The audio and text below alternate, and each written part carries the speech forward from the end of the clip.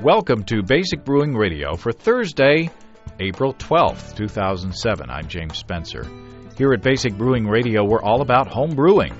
With this week, Denny Conn, probably home brewing's most vocal batch sparging proponent, joins us to give us his side of the sparging debate and to answer some listener questions on the topic. If you're new to home brewing or if you'd like to get into the hobby for the first time, check out our website, basicbrewing.com, where you can find archives of our audio and video podcasts, and you can find our DVDs to walk you through basic and more advanced brewing techniques. We've been talking about brewing software the past few weeks as I've been soliciting your comments, and I've got a lot of those, and I appreciate that. And Andy Sparks and I are going to get together and record a show based on those. Now, Steve Flack of Kent Place Software, creator of Beer Alchemy, which is brewing software for the Mac, is offering a special discount for Basic Brewing Radio listeners. Steve listens to the show and wanted to reach out to our Mac user listeners. Until the end of June, if you purchase Beer Alchemy through the KentPlaceSoftware.com site and use the coupon code BASICBREWING, that's all one word, you'll get 25% off the full price of the software. Now, I'm not getting any kind of a financial benefit from this offer, at least not yet.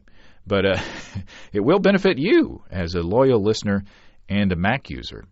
I'll put the link to KentPlaceSoftware.com on BasicBrewingRadio.com. Now, remember, the coupon code at checkout is BasicBrewing, all one word, and you'll get 25% off until the end of June. And we appreciate Steve Flack for helping us out with that and giving you guys a benefit for being listeners of the show. The American Homebrewers Association is making plans for Big Brew 10 coming up on May 5th. That's where homebrewers around the world brew a selection of recipes simultaneously. They're expecting about 3,000 homebrewers to take part this year.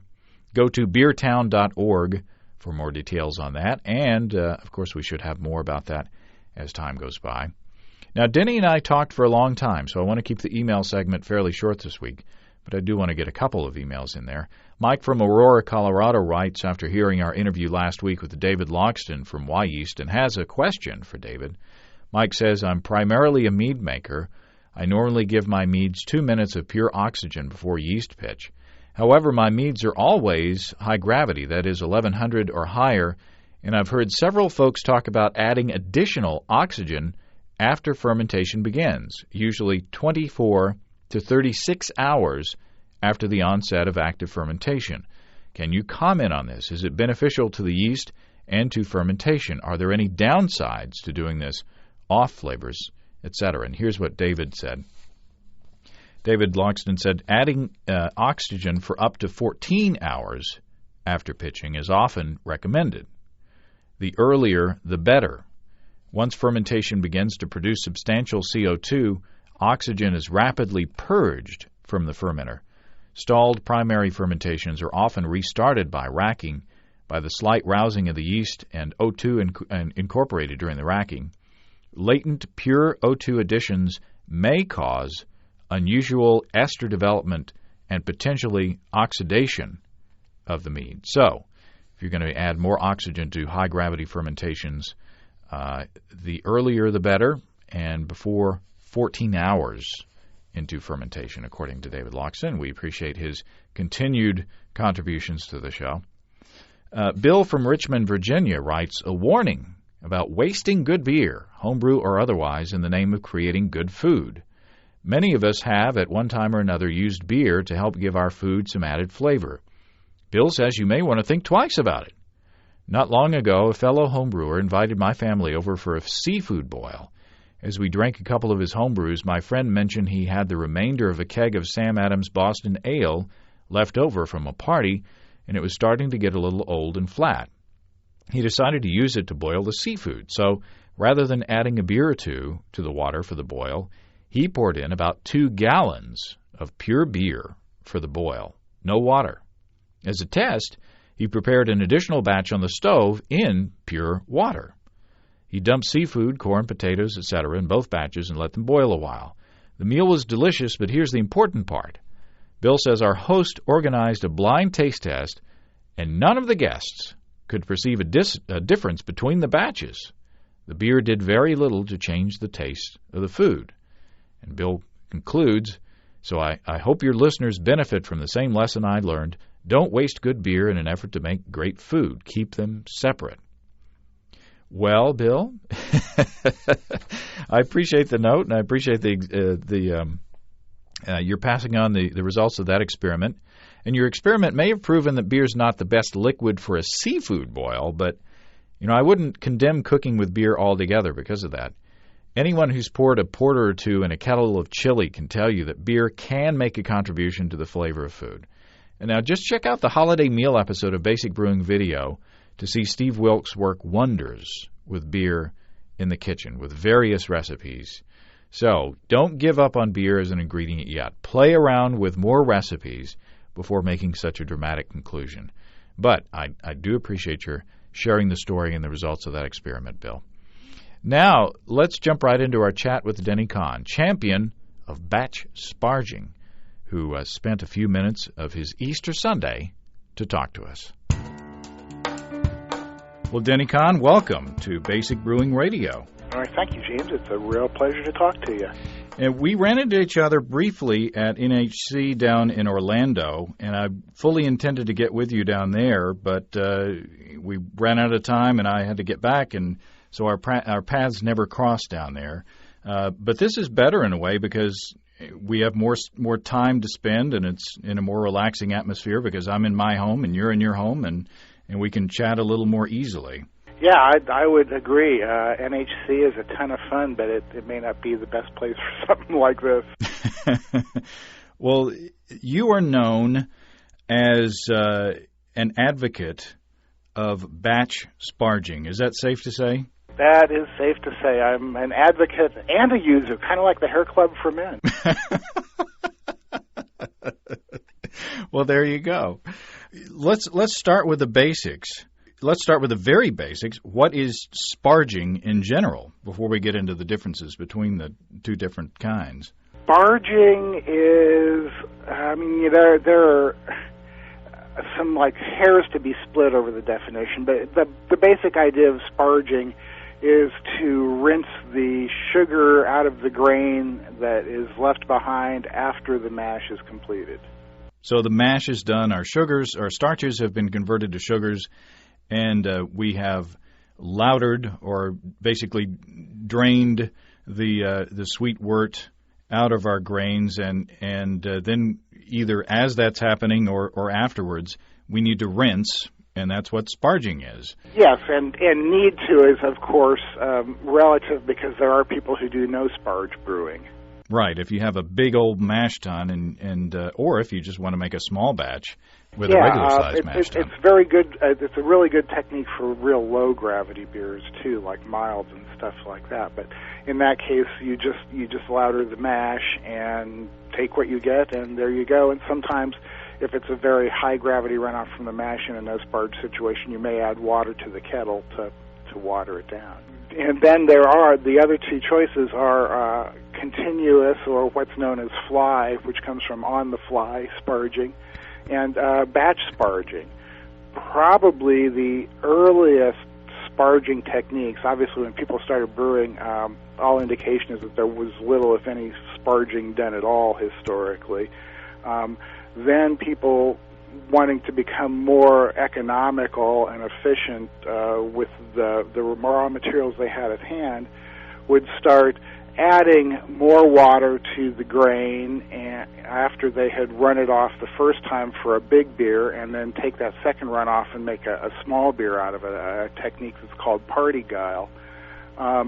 If you combine those two runoffs together, you in effect are doing what batch sparging these days does, where you add water and run it off, the second time, and then put that in with your first runoff from the mash. As breweries became more industrialized and economy became an even bigger factor in needing to eke out every last cent of extract from the grain, fly sparging came into being because, all things being equal in a perfectly constructed system, fly-sparging it will be more efficient. Now, that's assuming you have a perfectly constructed system. So, whereas, on a homebrewing scale, if batch sparging maybe costs you 10 cents more in grain, that 10 cents by the time you scale up to a commercial operation makes a whole big bunch of difference. Give us a little personal history. How did you get into batch sparging, and how did you get so high on it, so to speak? I found out about it because I read a paper by Ken Schwartz that I believe he presented at NHC in '98 in Portland, if I recall correctly. And I was brewing extract at the time, and he'd written one article about converting partial grain recipes to extract or vice versa. Something that was going to give me a clue on where to go getting into all grain. And in that, he had a little diagram of how to convert a cooler using a Sure screen, which is like a miniature bazooka screen that used to be very popular and widely used.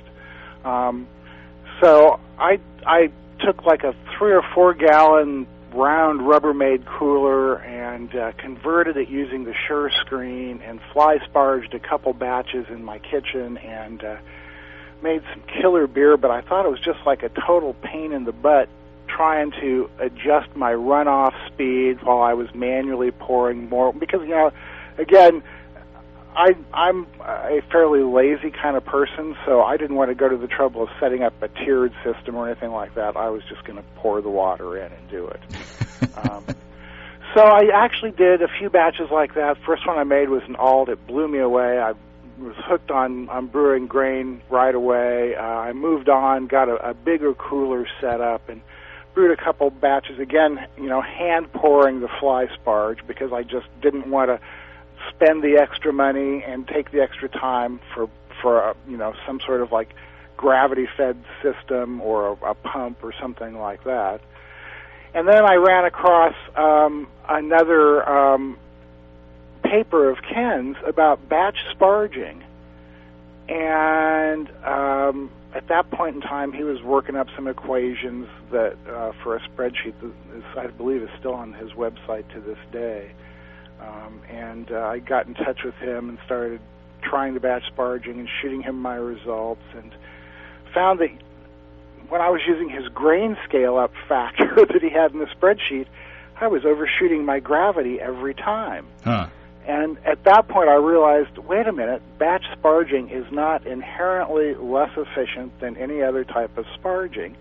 Batch sparging is what you make it. I mean, you get the efficiency of your system no matter what, just like with any other system. And at that point, I was totally hooked on it because it was, for me, easier and cheaper because I didn't need the extra equipment. I didn't need to set up the extra equipment.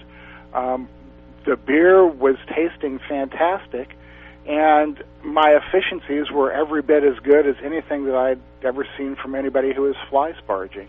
Yeah, it's often said that batch sparging is less efficient than fly sparging, but in my comparisons, I've gotten, if not the same, pretty close to the same efficiencies doing one to the other. I mean, a couple weekends ago, I did a porter, and I came out, according to the calculations in Ray Daniels' Designing Great Beers, I came out with an efficiency of 78% doing a batch sparge. So, I'd say that's pretty good. Yeah, it's darn good, and it's not uncommon for me to be up into the mid-80s.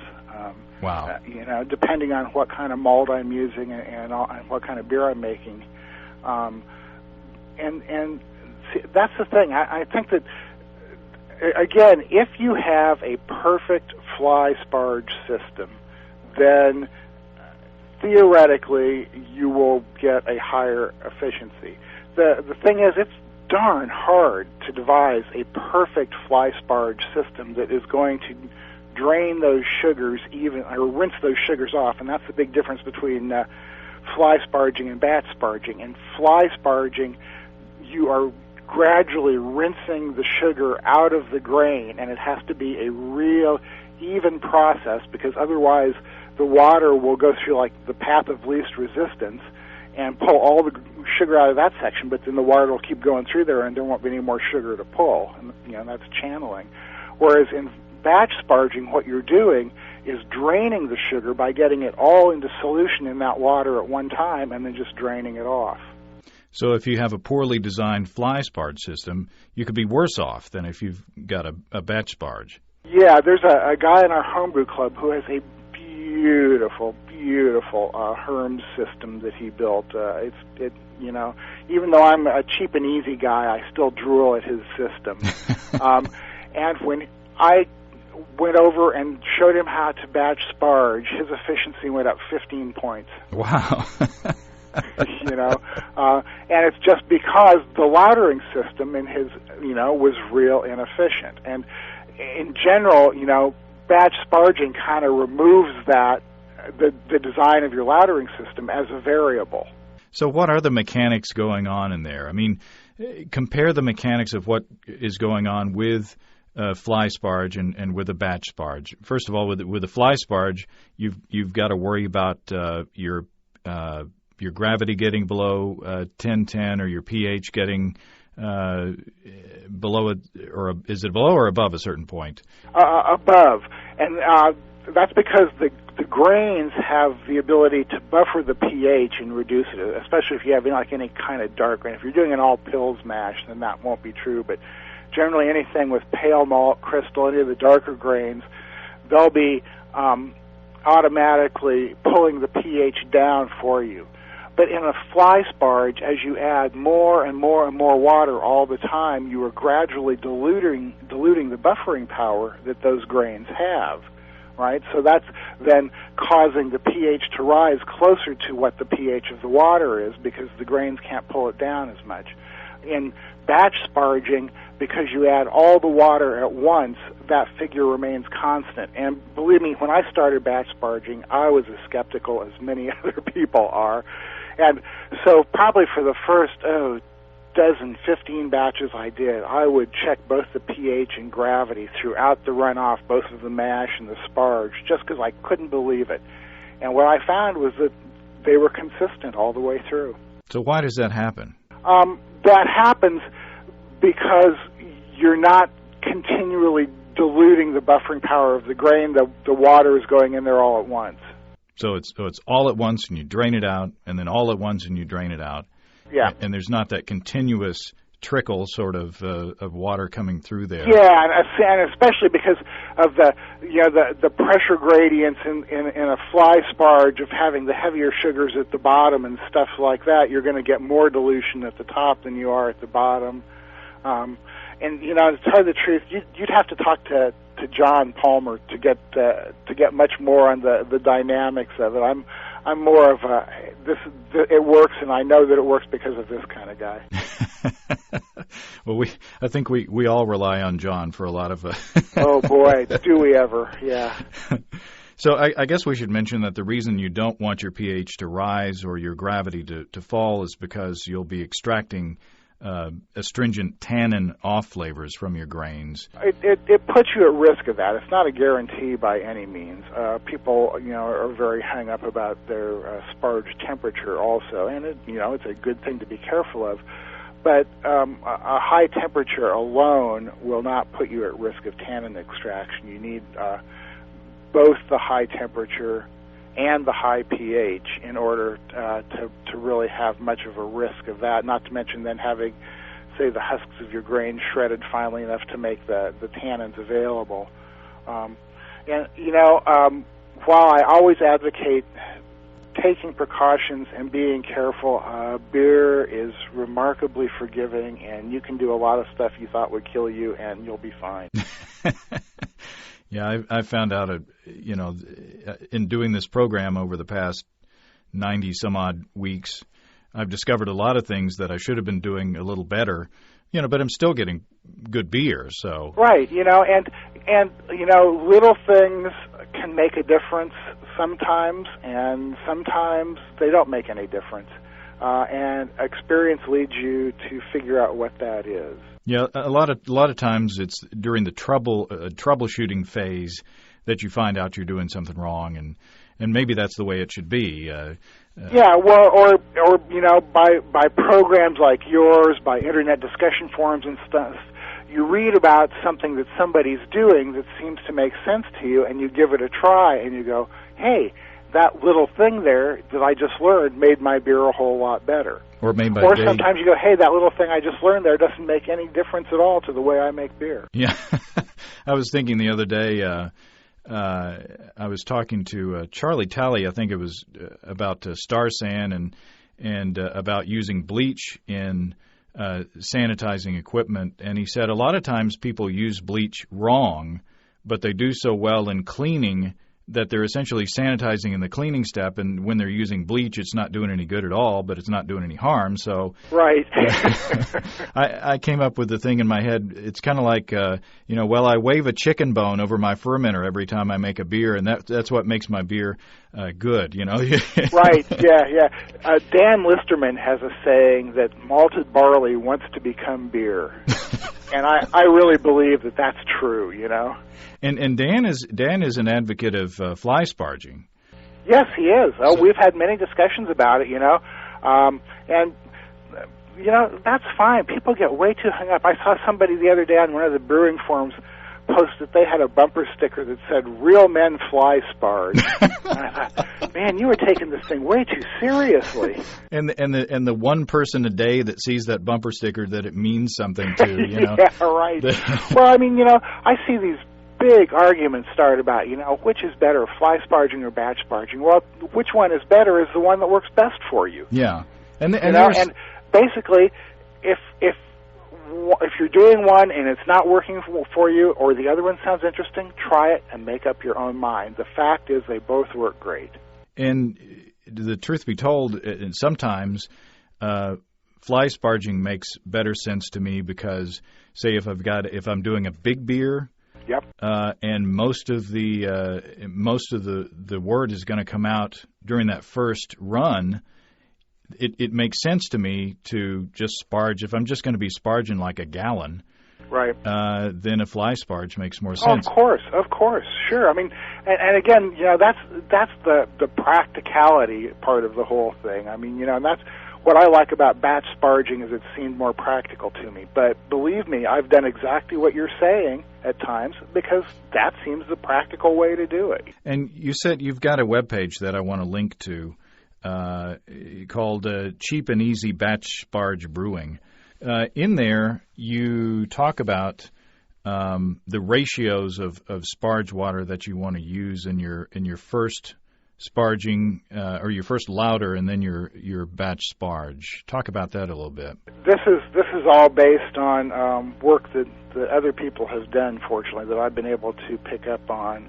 Most notably, again, Ken Schwartz, although I learned a lot about batch sparging both from Bob Regent and George Fix, but Ken has worked up some equations that show that you will get your best efficiency if the two runoffs from your mash are equal volumes. So what ideally you want to try and do, I mean, I generally mash with about 1 1/3 quarts per pound because it gets me pretty darn close to getting half of my total boil volume from that first mash runoff without having to add any additional water first. Today, I was going for a 7.5 gallon boil.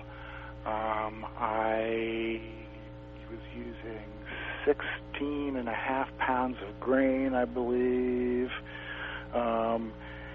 And I got 3 1/4 gallons out of my mash tun, and then the rest from my sparge. So, I'm pretty darn close to half of it, and that's with the 1.33 quarts per pound ratio. So then I added about 3.75 gallons of sparge water, ran that through, and was right at my boil volume. Now, in truth, what I've found is that it isn't going to make a world of difference if you're off somewhat. Generally, if I anticipate my mash runoff to be within, say, a gallon of what I would need for it to be half, I don't mess with it. You know, again, it's, you know, being cheap, being easy, you know. So in that case, I will just add more sparge water and get what I need that way. I can't say that I've ever seen it make a real consistent difference in efficiency. On the other hand, if I anticipate my mash runoff to be farther off in volume than that, at the end of the mash, after conversion is complete, before I do runoff, I'll add enough extra water to get me up to what I think is going to be about half of my total boil volume. And I'll probably, you know, that may be like in the neighborhood of a gallon and a half of water. And I'll probably use boiling water to get up as close to a mash out temp as I can, and chances are even that won't get me there. So if your ratios are such that it accommodates it or doesn't accommodate it, do you skip the mash out? Oh, sure. Yes. You know, theoretically, a mash out has two purposes. One is to reduce the viscosity of the wort by raising the temperature so that it flows a little bit more easily and theoretically may impact your efficiency a point or two. The other purpose of a mash out is to denature the enzymes to stop conversion so that, you know, your mash isn't still converting. Now, in truth, very few home brewers do a mash out at a high enough temperature for a high enough time to denature the enzymes.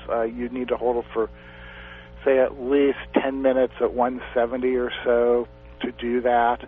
And most home brewers I know who try to do mash outs don't do that. The other thing is, in batch sparging, the time from the mash tun to the boil is so short relatively that, you know, the boil is going to denature those enzymes. So, you know, a mash out becomes much less important in batch sparging in terms of the enzyme denaturing. I think I might be able to say that I've seen it make a point or so difference in my efficiency, but, you know, that's within the accuracy of your measurement, and so I would hate for anybody to think that a mash out is really a crucial step. It can't hurt. I mean, again, it's never going to hurt, but that's why I say, you know, I shoot for it. If I don't make it, it's not going to make a huge difference. And again, I'm speaking in terms of the equipment I use and the beers I brew. Your mileage. I don't brew a lot of beers that are heavy on wheat, where a mash out may help more. But again, I have brewed beers that are heavy on wheat and not found a mash out to make a significant difference. If you're using a different type of lautering system, a false bottom or something like that, a mash out may make more sense for you. With the toilet hose braid that I use, it doesn't seem to matter. I use one of those too. Yeah, works great, huh, man? Yeah, it sure does. I just hit batch number 280 with it today, with the same cooler and hose braid. Congratulations. Well, thank you. One more question along those lines. You said something that triggered this. Since you're running the wort out so fast in a batch sparge, is there a higher danger of getting a stuck lauter or a stuck sparge? Not with my system. That's all I can tell you. I mean, I've seen it happen. I mean, and the thing is, you don't have to run off fast. And I guess this is a good time to clarify that, because I do get emails from people who say, 3 minutes is as fast as I can run off. Is that okay? And it's like, yeah, man, it's way cool. But running off fast is not a requirement. The thing is that with fly sparging, due to the nature of the rinsing of the sugar, you pretty much need to take a reasonable amount of time and go slow to do that. With batch sparging, because you are draining the sugars and not rinsing them, you can sparge as fast as your system will allow. And that's the important point right there. As fast as your system will allow. I always go moderately slowly, just because I'm thinking that, the longer that the grains have to soak I do a mash out, so I'm thinking the longer the grains have to soak in that hotter water, maybe it's extracting more sugars. You'd think that, wouldn't you, James? That's what I think. You'd be wrong. Because I tried that. Well, there you go. Because I thought that was the truth also. Okay, just because in some of these emails you forwarded me, the time issue has come up. I timed myself today, and I was not hurrying. I was working at my normal pace, right?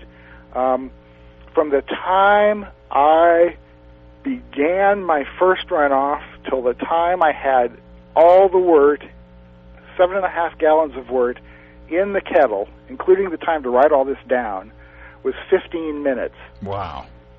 My first runoff, I Vorlofted 1 quart, and it took me 65 seconds, including returning it to the mash tun, and then 6 minutes total to run off that 3.5 gallons. Then to add another 3.75 gallons, stir it in, recirculate, and run it off again took about another 9 minutes. And I got 79% efficiency today. Well, you mentioned the emails. And this all started from an email from Kim from Calgary, Alberta, Canada. Oh, I love Calgary. I've never been there. I've never been. I used to be a rock and roll roadie, and I was on tour, and we stopped in Calgary many years ago. Had a great time there. Any big names that we'd know? Only if you're as old as I am. It was a band from New Zealand called Split Ends that later went on to become Crowded House. Oh my gosh! Yes. Oh, yeah? Yeah, I love Crowded House. Oh, yeah. Tim and Neil Finn and those guys, yeah. Yeah, that's great. Yep, I spent about 3 years working for them. Yeah, I may be older than you think. Well, it's nice to know I'm not alone. But we digress. Yes, we do. Kim says, I'd like someone in the hobby to sort out what exactly the differences are between a batch sparge and a fly sparge and a fast fly sparge in terms of time, effort, grain efficiency, and hassle. A lot of people in the hobby are sold on batch sparging, saying it's faster, less work, same efficiency, no more tannin extraction, etc. I call BS, he says. If batch sparging was so great, wouldn't the commercial breweries use it? That's the first part. Yeah, I know. I always love that part. Kim, I got to tell you that the way I look at it is I'm a home brewer, I'm not a commercial brewer, and so I'm freed from the constraints they have. I guess earlier I kind of addressed a little bit about why commercial breweries don't use it, because they have to eke out every last cent from their brewing, and on the scale that they're brewing, it just wouldn't be economically feasible. But a point that I'd like to make is that as much as we can learn from what commercial brewers do, that's no reason to think that what they do should be the way we do things. Take the lessons, but think for yourself. We also have a letter from John Palmer, who we mentioned before, saying the reason that microbreweries on up don't batch sparge is because the energy and time intensive to heat up 7+ barrels of water and pump it to the main mash tun and drain. At the professional scale, it's faster and more energy efficient to do the processes more in parallel, i.e. louder continuously and send the wort to the boiler to start getting it hot rather than take 2 hours to batch sparge and another 2 hours to bring all that wort to a boil, etc. Right, so once again you come to two considerations. Economic, right? It's cheaper for them to fly sparge. And equipment. They have the equipment to fly sparge, right? Because it is an economic incentive for them. For me, I'm a lazy guy. Cheap and easy. That's what it is. I don't want to have to. I mean, I have better things to spend my money on than a pump. Although the older I get, the more a pump comes into my life. But that's another story. I don't want to have to set up vessels up high and fill them with hot water and let them drain by gravity and all that stuff when it's so easy for me. I mean, the other thing is that I came into the hobby of brewing from cooking as a hobby since I was about 12 years old. And I really enjoy brewing the same way I cook, which is hands-on. You know, just like I don't feel like I need to cook like a commercial restaurant, I don't feel like I need to brew like a commercial brewery. Well, Kim has 4 more points. He says, I don't think it's much faster. I think some people overdo how slowly they fly-sparge. By the time one fills the mash vessel, stirs it, lets it settle, circulates it a bit, and drains it, all done 2 or 3 times per batch, one could probably do a fly-sparge. And I guess you've probably already answered that. Yeah, well, again, you know, I've seen people who take batch sparging to extremes, and in an effort to eke out every last efficiency, will do 3 or 4 or even more batch sparges. And boy, you know, if you're like that, then you need to be fly sparging instead. You know, or you've got your own technique, and I'm glad that it works for you. There are some people who make, you know, batches big enough they need to do like multiple batch sparges, and it takes them a long time. Well, my solution to that was, for big batches, I went out and got a 152-quart cooler, and I can do, you know, I get 75 pounds of grain in it, do 1 batch sparge, and get 10 gallons of a 100 gravity beer out of it. Wow.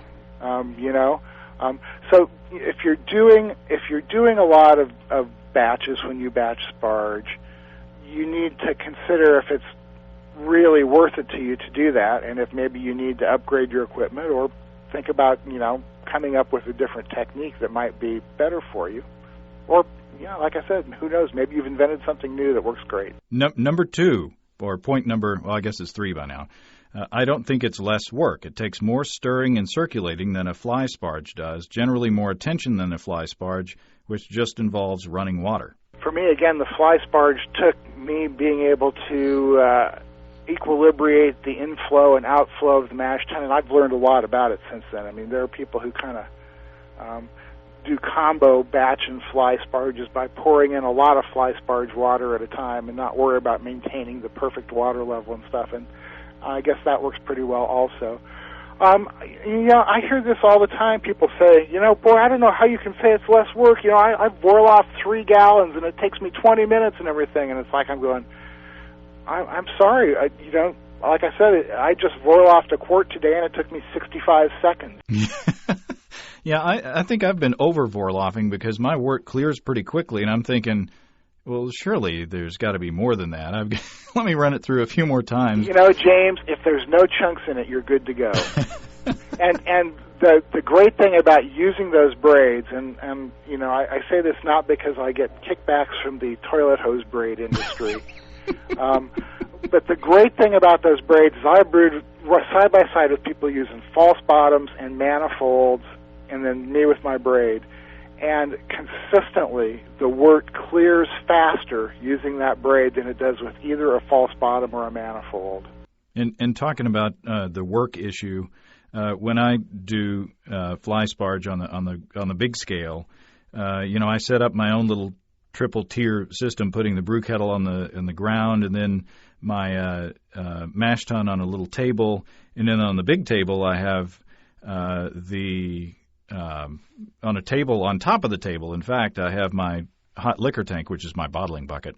And so I have to climb a step ladder to get up on top of there to pour 170-degree water up there in that top. And to me, that's work. Tell me, man. And I am the clumsiest person in the world. I mean, I guarantee you that if I was doing that, I would have poured that water on myself more than once by this point in my life.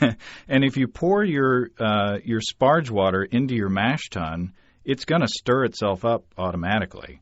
Depends on the method. I still find that stirring makes a lot of difference. I know that there are people out there who don't stir their sparge, and they seem to be getting great efficiencies, and that is absolutely cool. I'm really glad to hear that.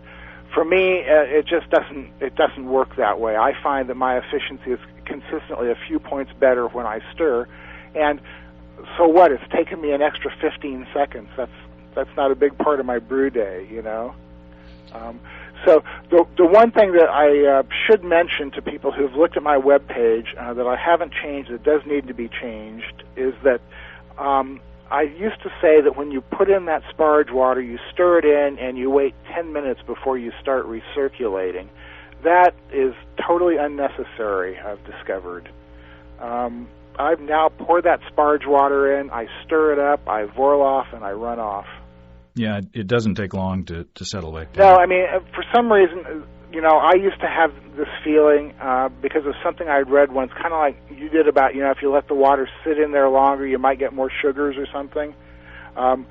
So I would, pour in the sparge water, stir it in, let it sit for 10 minutes before I did anything else, and then go.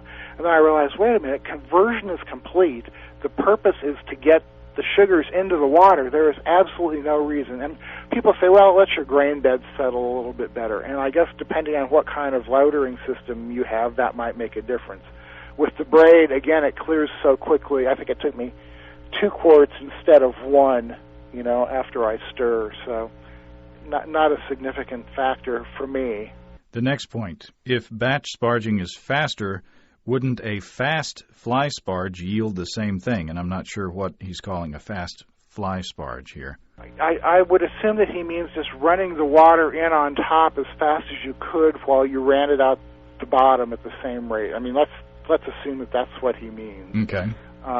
In which case, the answer is no, it wouldn't, because of the dynamics of the water flow, like we discussed earlier, and the possibility of channeling and stuff like that. And again, this is a place where I would refer you to the appendices of How to Brew, where John does the study of dynamics in a lauter tun.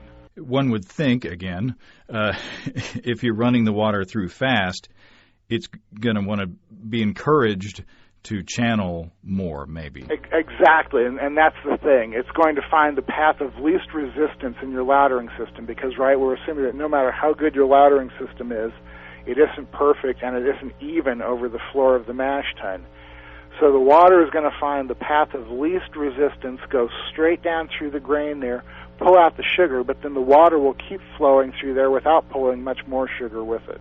And the one last point, which I think we answered in the first, how can the mash be made as thin as it is with a batch sparge and not yield more tannin extraction? Yeah, and for that I would say that a batch sparge mash really is no thinner than a fly sparge mash. You pretty much mash with whatever ratio you like. Any thinning, like through multiple water additions for a mash out or to even the runoffs, is done after conversion happens and is not really going to have an impact on tannins.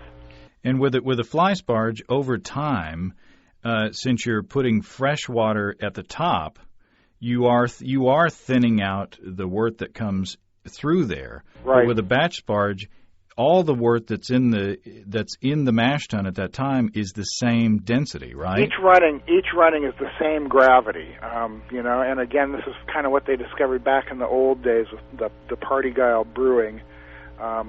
Is that you get like I think it's generally around 60% of the available sugar the first runoff, 60% of what's left the next time, 60% of what's left the time after that.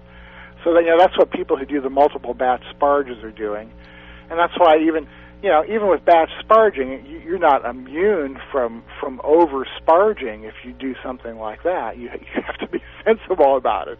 And you know what Elvis Costello said? What was that? He said, "You're nothing. You're nothing but a party guile." So. Ooh, touche, buddy. I like that. You proved your age. Yeah, that's true. I love Elvis. Yeah, I do too. There are a couple more emails, one from each side of the fence, so to speak. Uh-huh. Rich from Colorado says, "I wanted to respond to your comments on fly sparging versus batch sparging." He writes, "I've always done batch sparging, but I think he meant fly sparging. So let's just say that I've always done fly sparging. I can't imagine doing it any differently. Once I boil off, I can let the sparge run, and I can take care of other brew day chores. I've never worried about tannin extraction, and my sparges always end with a wort much higher than 1010. I don't think there would be much time saved by batch sparging, and anyway, fly sparging makes my brew day more fun." Well, if it makes your brew day more fun, then that's what you should do. What else is the purpose, Rich? Batch sparging makes my brew day more fun. That's why I do it. But I'm not about to tell you how to do your own. Yeah. And there's a guy in our club who would agree with you, who has been making beers much longer than I have, and has the most amazing beer recipe formulation mind I've ever seen. And he generally brews 3 10-gallon batches simultaneously when he brews. Wow. And he said he tried batch sparging and it went too fast. And he couldn't get all the other stuff done that he had to do in the other batches. And so it's like, whatever works for you, man. I'm not going to argue with your results. Yeah, and that's the one I use. I love Listerman's little sparge arm thing. Yeah. Little twirly thing.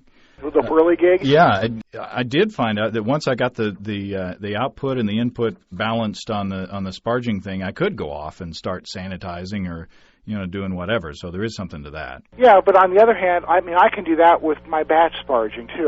Like I said, during my 15 minutes total sparge, I spent about 2 minutes doing the actual Vorloff part, and the rest of it was just waiting for the mash tun to drain. Or I guess it took maybe about 3 minutes to add water manually. But, so that I've got the time where the mash tun drains. I don't have any trouble not only getting all my other brewing chores done while this is going on, but generally vacuuming the house and doing the laundry, too, so my wife gets to stay in the garden. That's what makes brewing really fun. There you go. She gets to stay in the garden, and you get to stay by the brew That's kettle. right, man. I'm out in the garage. I'll do a step. I'll run in the house, do some housework. Let me tell you, the beer bullets you earn are amazing. You are a wise man. The last one here from Drew in Skysville, Maryland. In response to the batch sparge versus fly sparge debate, my 2 cents are as follows. I don't think any one method is better than the other. For me, it was the simplicity of batch sparging that got me into all-grain brewing. To make the step into all-grain, it took a minimal amount of extra equipment to do batch sparging. I agree it does save some time on brew day, but if time was the factor, then I would have remained an extract brewer. I can't comment on the efficiency of extraction since I have not fly sparged, but I'm happy with my 67%, and I base my recipes around that. Drew is a wise man. That first sentence, I don't think there's any one method that's better than the other, and I would agree. Inherently, there is nothing about either method that makes it better. It's what works the best for you. This is a hobby. We're in it to have fun and to make good beer at the same time, and if one method does better for you at that than the other, then that's the method that you should be doing. I do know from the hundreds of emails I've gotten from people that there are a lot of people who wouldn't be all-grain brewing like Drew if it wasn't for batch sparging because they found it so easy, or quite a few who were frustrated with fly sparging and tried batch sparging, and, that really hooked them. Again, that's not to say that there's anything wrong with fly sparging, but boy, as far as I'm concerned, anything that makes more people want to get into brewing and makes them have more fun doing it while they're making great beer, that's a good thing. There shouldn't be animosity between the two camps. Bill Pierce, a very wise man, has said, hey, it's just rinsing the sugar from the grain. And that is really the attitude. I like to joke and say, fly sparging, it's not just a technique, it's a religion, things like that. But in truth, home brewing is all about having fun, making good beer and getting together with your friends to enjoy it, and whatever method works the best for you is great. People just need to be aware that batch sparging is a real viable alternative to do that. Well, Denny, I sure appreciate your time. Why, thank you very much, James. Have just a wonderful Easter dinner with your family. Thank you, sir.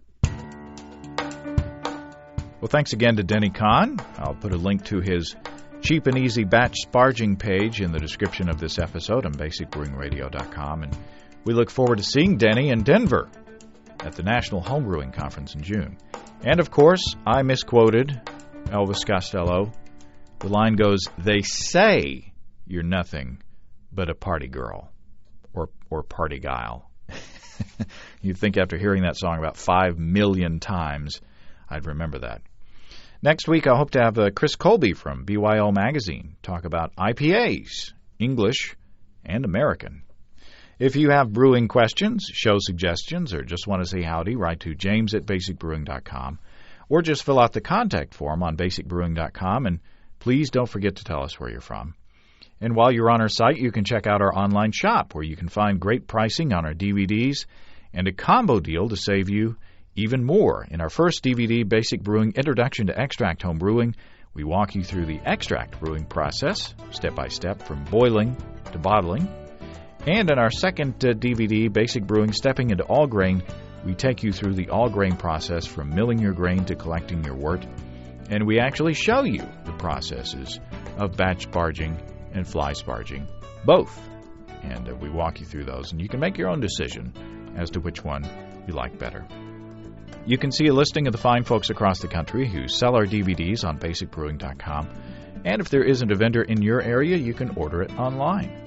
So thanks to everybody also who's continued to click on our Amazon.com link. We appreciate the support there.